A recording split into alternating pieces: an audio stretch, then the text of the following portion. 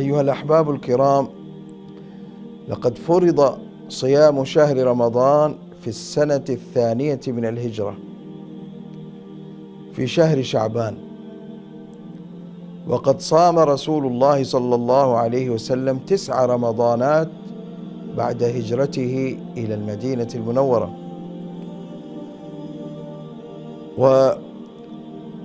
والحكمة من مشروعية الصيام تزكية النفس، وأن يتعود الإنسان على ضبط نفسه، وأن يتعود على التغلب على الشهوات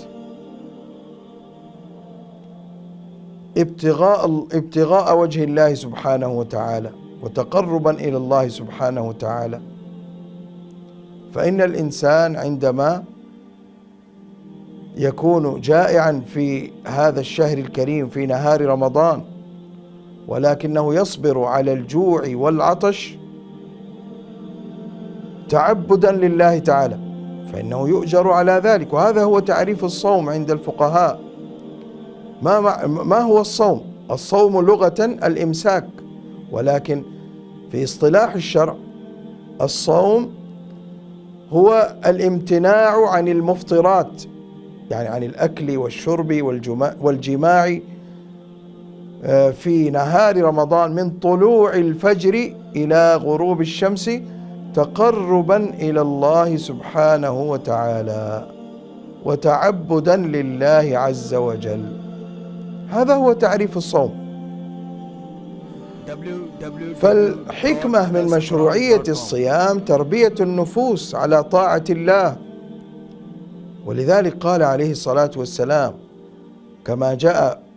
كما صح عنه عليه الصلاة والسلام أنه قال: من لم يدع قول الزور والعمل به فليس لله حاجة في أن يدع طعامه وشرابه، لأنه ترك الطعام والشراب ولم يترك ما نهي عنه من المحرمات، فلم يستفد من صومه حق الاستفادة.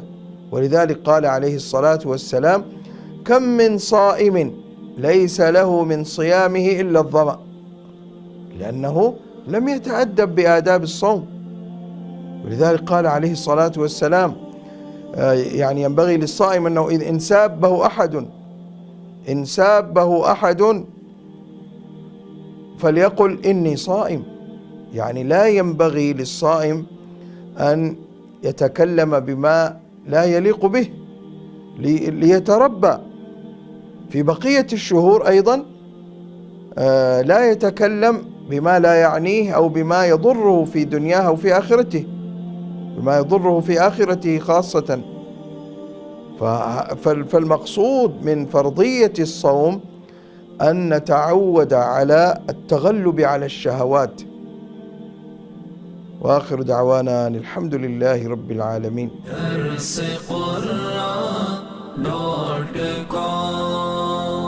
www.darsequran.com